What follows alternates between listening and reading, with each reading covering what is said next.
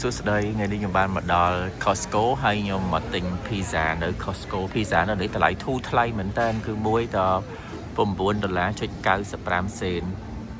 สำหรับ pizza មួយទាំងមូលហ្មងអានេះយើងចុច order មកហូបខ្លួនឯងបាន pizza ហើយជាមួយនឹង hot dog អីយើងចង់ order នៅតាមម៉ាស៊ីនយើង order បាននៅនឹងហ្មងយើងមិនចាំបាច់ទៅ order កន្លែង counter របស់គេ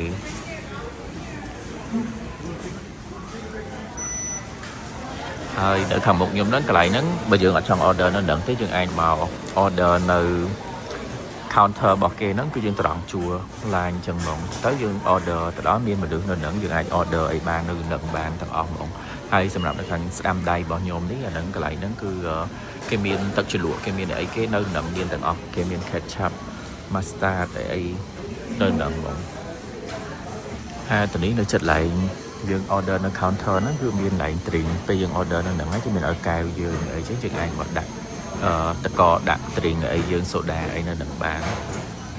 អូមិនខ្ញុំភ្លេចជ្រាបថានៅកន្លែងហ្នឹងពេលយើង order ហើយយើងចាំយកអ្វីដែលយើង order នៅនឹងបានភ្លាមហ្មងតែបើសិនជាអត់ទេនេះដូចពួកខ្ញុំអញ្ចឹងខ្ញុំមកមិញ order នៅតាមម៉ាស៊ីនអញ្ចឹងខ្ញុំមកចាំយកនៅខាងនេះវិញមិញហ្នឹងខ្ញុំបានទទួល pizza ពីគេហើយនេះ pizza របស់ខ្ញុំធំមែនតើនិយាយទៅទំហំអានេះបើຂະຫນាតវិញຂະຫນាតធំហ្មងនេះហើយមួយហ្នឹងតម្លៃតែ$9.95សេនបូកតាក់បូកអីទៀតទៅថាចូល10រៀលជាង